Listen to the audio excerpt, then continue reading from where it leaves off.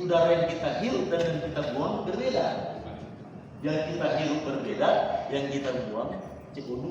Yang kita hirup juga lain, karena dia bernyanyi. Nah, udara yang paling bagus ketika selesai subuh, kemudian kita jalan menuju ke majelis taklim, menuju ke pengajian. Maka sirkulasi udara akan membersihkan jantung, paru-paru, segala macam urat saraf.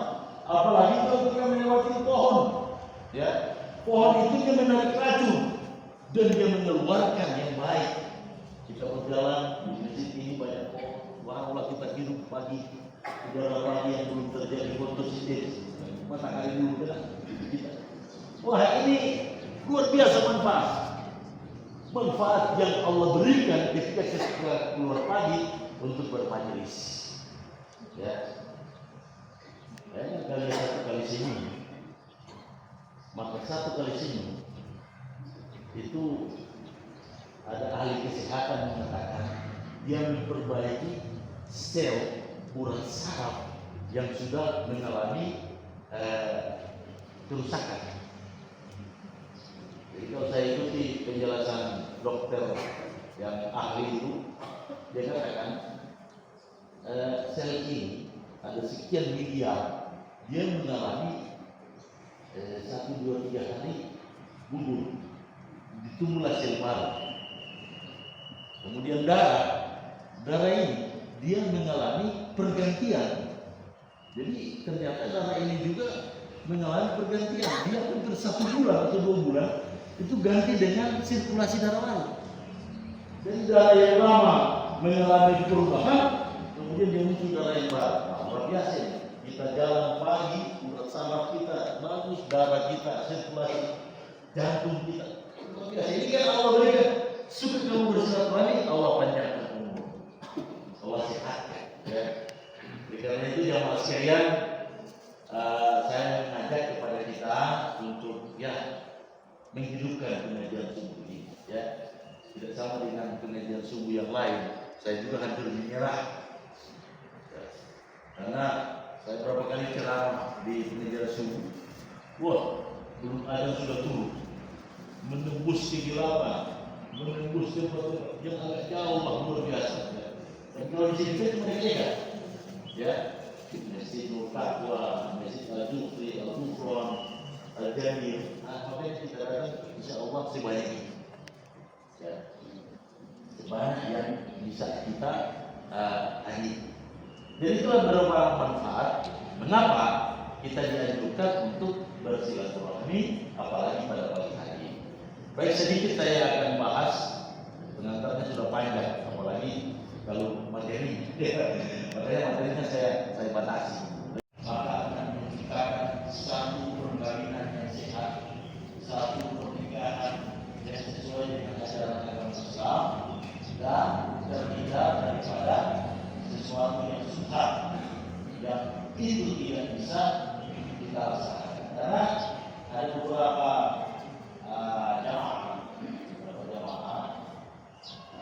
terjadi persoalan antara orang bilang mulutmu harimau, ya, mulutmu harimau, hanya karena tekanan istri bikin sakit hati, suami bikin sakit hati, terwaspadlah kata-kata yang memang tidak dianjurkan untuk seorang suami. Apalagi ada kata secara zahir dan secara zahir. Zahir itu ucapan langsung tanpa perlu diberikan tafsiran. Saya jelaskan di bawah. Berarti itu ucapan yang zahir. Ada dalam bentuk ironi, tapi hukumnya sama. Ya, ya, hukumnya sama. Dia ucapkan zahir dengan jelas, ada dalam bentuk ironi, ya. Terjadi persoalan, ya. Suaminya tidak disediakan makanan oleh istri, suaminya sakit hati, istrinya langsung menyala, terjadi pertengkaran, istrinya cuma mancing. Kalau begitu suami tekan. Kalau kau keluar dari rumah ini, dari pintu ini, berarti kita berdua sudah selesai. Atau seorang suami mengucapkan, untuk sementara pada yang dulu naik Muhammad di rumah. Nah, ini ironi, tapi mengarah kepada penetapan. Memang dalam kompilasi hukum Islam, talak itu dijatuhkan di muka hakim. Talak saja dapatlah namanya cerai. Tapi ucapan, apalagi ucapan dari seorang laki-laki, suaminya, dengan mengucapkan sesuatu yang menghancurkan harkat dan martabat seorang istri yang sekian tahun dia mengabdi, sekian tahun diberikan perlindungan, sekian tahun membesarkan anaknya bersama-sama, pengorbanan seorang istri, dia rela berpisah dengan orang tuanya, dia rela melepaskan kebahagiaan yang didapatkan dari orang tuanya. Orang tuanya ketika dia minta beli baju langsung dia minta ini, langsung dipenuhi oleh orang tuanya. Orang tuanya tidak kasih kerja sama dia. Ya, pokoknya kamu sekolah, kamu belajar, tidak usah bantu orang tua. Biar orang tua yang cari kerja, orang tua yang menafkahi. Karena kan anak perempuan disayangi oleh orang tua, apalagi bapaknya. Nah, pengorbanan seorang istri, dia rela melepaskan semua itu. Dia rela berpisah dengan orang yang melahirkan dan membesarkan dia. Ya kan, menyekolahkan, merawat, memberikan kasih sayang. Dia rela. Kenapa? Hanya karena dia kenal seorang laki-laki yang tidak sampai 1 minggu atau 1 bulan. Kemudian laki-laki ini yang akan menjadi suaminya mengambil hak orang tua, mengambil semua tugas orang tua, kemudian dia akan jadikan istri itu menjadi pelayan. Ya, apa ya? Menjadi pelayannya untuk mengabdi kepadanya. Ketika dia berpisah itu, dia harus bertobat, meninggalkan kampung halamannya. Di mana suami berada, disitulah dia pergi. Dia harus mengabdi, dia harus melayani, dia harus bekerja, dia harus menyiapkan makan, dia harus memasak, dia harus membersihkan ruangan. Semua tugas itu dia laksanakan. Dia rela berpisah dengan kesenangan yang dia dapat. Dia harus memenuhi 4 syarat kumulatif. Syarat kumulatif pertama, kalau ibu-ibu, suami ibu-ibu sudah menyakiti hati jasmani, tidak memberi nafkah selama 3 bulan, tidak memperdulikan selama 3 bulan, ya, dan ibu-ibu tidak rela suami ibu mau dia, suami dia semua, ibu sakit hati, cuma sakit hati cuma diam, maka kita baru mendapatkan 1 syarat. Syarat kedua, kita tidak suka perbuatan suami. Kedua, kita mengadu. Jadi ini pertama, kita tidak suka, kita tidak rela. Kemudian kita mengadu. Bisa kedua, mengadu. Kalau cuma mengadu pada siapa? Pada Allah, pada Pak Imam.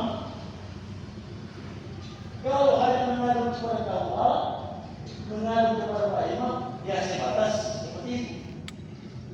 Ketika dia mengadu ke pengadilan, bukan cuma mengadu, syarat ketiga, pengaduannya diterima oleh pengadilan. Syarat ketiga, ya.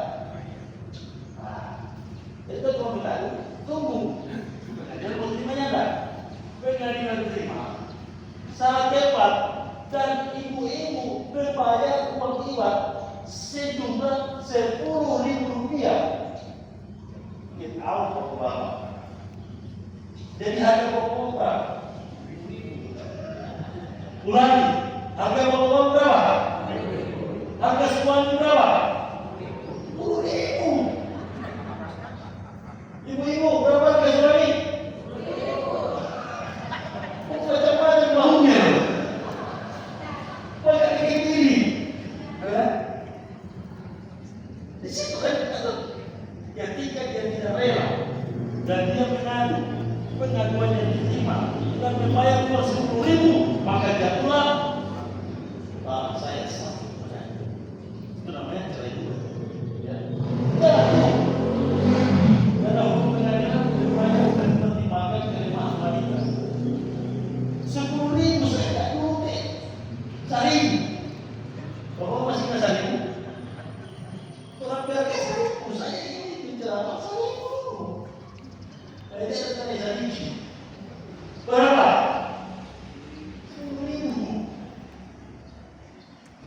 ketika dia melanggar 4 aturan ini.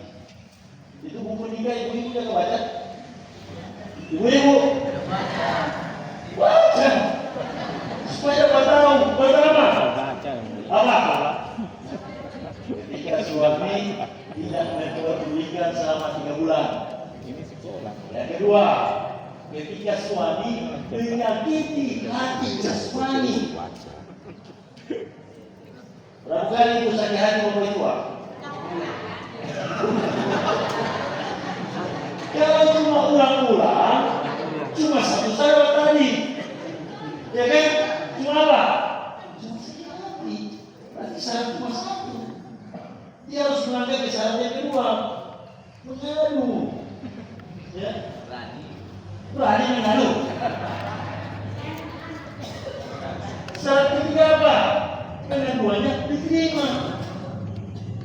Kemudian apa? Apa 10.000 rupiah? Ya, jadi sama mendengar ini, bapak-bapak akan sadar. Ya, semuanya sekarang. Ya, hati-hati. Ibu-ibu pulang ke rumah, jangan baca-baca. Jadi nggak baca-baca, cuma 10.000 ente.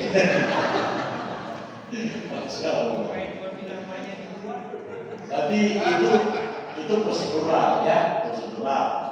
Makanya ibu-ibu, walaupun ibu-ibu merasa terzolimi, tapi kesabaran ibu-ibu insya Allah ganti dengan pahala.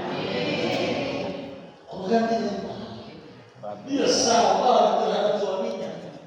Ada bertanya, Ustaz, saya ini sudah beribadah kepada Allah, tapi suami saya, ya Allah, panggilanku, suami saya. Bagaimana saya akan menjadi istri yang soleha kalau suami saya berbuat maksiat? Bisakah saya menjadi istri yang soleha? Karena suamilah saya mendapatkan pahala. Dari suamilah saya mendapatkan pintu surga yang tidak akan tertutup. Karena suami saya tinggal memilih mau masuk surga dengan siapa. Bapak-bapak tidak boleh masuk surga dengan Rasulullah. Tidak boleh masuk surga bersama ulama. Tidak bisa. Orang berjamaah masuk di tanpa prasejahtera misalnya. Oh, ini para prasejahtera masuk pintu dari sana. Ini para pejabat, ini para presiden. Itu bapak-bapak. Walaupun bapak punya ibadah yang bagus, tidak mungkin akan masuk surga bersama Rasulullah. Tapi seorang istri karena pengabdian kepada suami, ibu-ibu tinggal pilih. Mau masuk dengan para malaikat, mau masuk dengan para rasul, silakan. Boleh. Iya. Dia hanya mengabdi kasih sayang, pengabdian kepada suami, dan dia meninggal suami redo masih. Ini luar biasa ya. Nah, bagaimana dengan suami Pak Mabu? Ya, Pak Duyo lain. Pun maksiat. Apakah ibu masih menjadi istri yang soleha? Ya.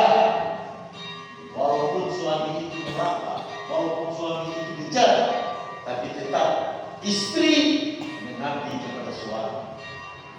Ini sama dengan Firaun. Firaun itu kan mengaku Tuhan, wah lebih bejat daripada orang-orang berdosa.